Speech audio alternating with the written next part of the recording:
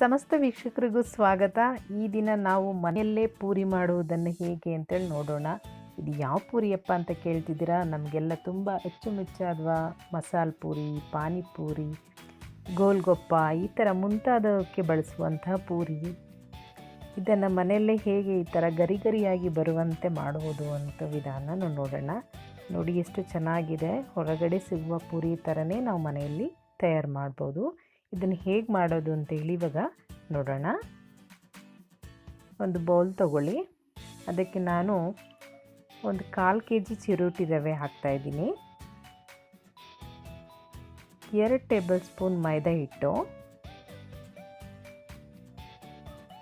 1 table spoon oil ಎಣ್ಣೆ ಹಾಕ್ತಾಯಿದ್ದೀನಿ,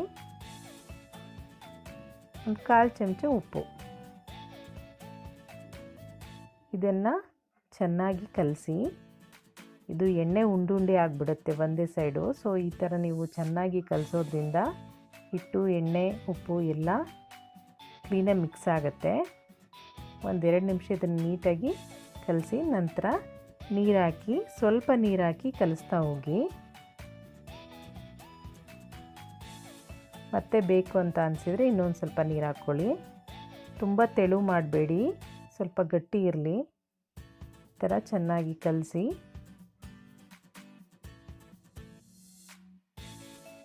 ಒಂದು ಅರ್ಧ ಗಂಟೆ ಅದನ್ನು ಸೈಡಿಗಿಡಿ. ಅರ್ಧ ಗಂಟೆ ಆದ ನಂತರ ನೋಡಿ ಚೆನ್ನಾಗಿ ನೆಂದಿದೆ ಇದು. ಇದನ್ನು ಚೆನ್ನಾಗಿ ನಾದ್ಕೊಳ್ಳಿ. ನೀವು ಎಷ್ಟು ಚೆನ್ನಾಗಿ ನಾದ್ತೀರೋ ಅಷ್ಟು ಚೆನ್ನಾಗಿರುತ್ತೆ. ನೋಡಿ ಈ ಥರ ಚೆನ್ನಾಗಿ ನಾದ್ಕೊಂಡ್ಬಿಟ್ಟು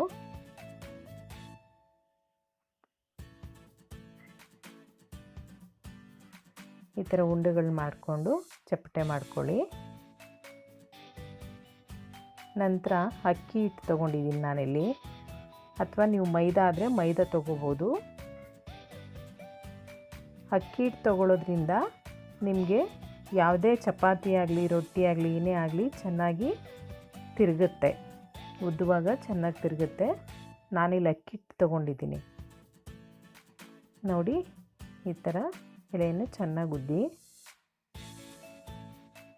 ತುಂಬ ದಪ್ಪ ಮಾಡಬೇಡಿ, ತುಂಬ ತೆಳು ಮಾಡಬೇಡಿ, ಒಂದು ಮೀಡಿಯಮ್ ಥಿಕ್ನೆಸ್ ಇರಲಿ. ಈ ಥರ ಎಲೆಯನ್ನು ಚೆನ್ನಾಗಿ ಉದ್ಕೊಂಡು ನಿಮ್ಮ ಮನೇಲಿ ಯಾವುದಾದ್ರೂ ಬಾಕ್ಸ್ ಆಗಿರ್ಬೋದು ಅಥವಾ ರೌಂಡ್ ಶೇಪ್ ಏನು ಕಟ್ ಮಾಡಲಿಕ್ಕೆ ನಿಮಗೆ ಪೂರಿ ಸೈಜ್ಗೆ ತಗೊಂಡು ಈ ಥರ ಕಟ್ ಮಾಡ್ತಾ ಹೋಗಿ.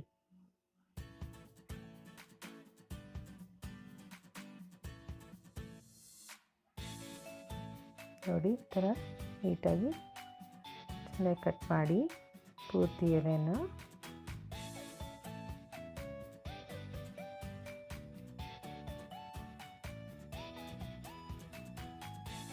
ಈಗ ಕಟ್ ಮಾಡಿದ ಎಲೆನ ನಾನು ಒಂದು ಪ್ಲೇಟಲ್ಲಿ ಇಡ್ತಾ ಇದ್ದೀನಿ.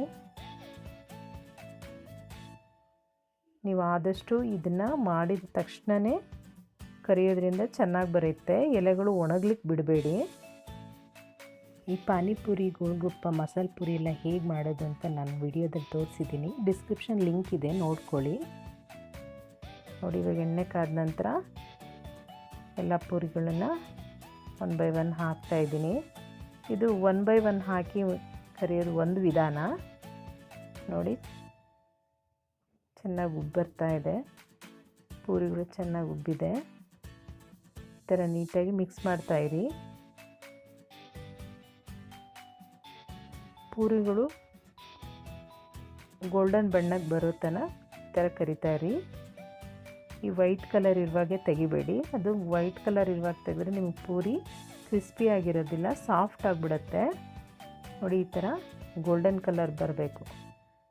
ಗೋಲ್ಡನ್ ಕಲರ್ ಬಂದಾಗ ಎತ್ತಿಟ್ಕೊಳ್ಳಿ. ಇನ್ನೊಂದು ವಿಧಾನ, ಸ್ಪೂನಲ್ಲೇ ನೀವು ಈ ಥರ ಹಾಕೋದ್ರಿಂದ ನಿಮಗೆ ಆ ಥರ ಪ್ರೆಸ್ ಮಾಡಲಿಕ್ಕೆ ಅವಕಾಶ ಸಿಗುತ್ತೆ ಎಣ್ಣೆಯಲ್ಲಿ. ಮತ್ತು ಎಲ್ಲ ಪೂರಿಗಳು ಒಂದೇ ಸಮನೆ ಬೇಯ್ತಾ ಹೋಗುತ್ತೆ. ನೋಡಿ ಸ್ವಲ್ಪ ಈ ಥರ ಪ್ರೆಸ್ ಮಾಡೋದ್ರಿಂದ ಪೂರಿ ಚೆನ್ನಾಗಿ ಉಬ್ಬಿ ಬರುತ್ತೆ. ವೀಕ್ಷಕರೇ, ನೀವಿನ್ನೂ ನಮ್ಮ ಚಾನಲನ್ನು ಸಬ್ಸ್ಕ್ರೈಬ್ ಮಾಡ್ಕೊಂಡಿಲ್ಲ ಅಂದರೆ ದಯವಿಟ್ಟು ಸಬ್ಸ್ಕ್ರೈಬ್ ಮಾಡ್ಕೊಳ್ಳಿ. ಪಕ್ಕದಲ್ಲಿರುವ ಬೆಲ್ ಬಟನನ್ನು ಒತ್ತಿ. ಎಣ್ಣೆ ಸ್ವಲ್ಪ ಚೆನ್ನಾಗಿ ಕಾದ ನಂತರ ಮೀಡಿಯಮ್ ಫ್ಲೇಮ್ನಲ್ಲಿಡಿ. ನೋಡಿ ತುಂಬ ಚೆನ್ನಾಗಿ ಬಂದಿದೆ. ಈ ಥರ ಉಳಿದಿರೋ ಎಲ್ಲ ಪುರಿಗಳನ್ನು ಮಾಡ್ಕೊಳ್ಳಿ. ತುಂಬ ಅಂದರೆ ತುಂಬ ಚೆನ್ನಾಗಿರುತ್ತೆ. ಇದು ತುಂಬ ಕ್ರಿಸ್ಪಿಯಾಗೂ ಬರುತ್ತೆ. ನೀವು ನೋಡಿ ಈ ಥರ ಪ್ರೆಸ್ ಮಾಡಿದ್ರೆ ತುಂಬ ಕ್ರಿಸ್ಪಿಯಾಗಿರುತ್ತೆ. ಇದನ್ನು ಪಾನಿಪುರಿ, ಗೋಲ್ಗಪ್ಪ, ಮಸಾಲ ಪೂರಿ ನಿಮ್ಮ ಯಾವುದಕ್ಕೆ ಬೇಕಾದರೂ ಬಳಸ್ಬೋದು. ನೀವು ಮಾಡಿ ನೋಡಿ ಹೇಗೆ ಬಂದಿದೆ ಅಂತೇಳಿ ಕಮೆಂಟ್ ಮೂಲಕ ತಿಳಿಸಿ.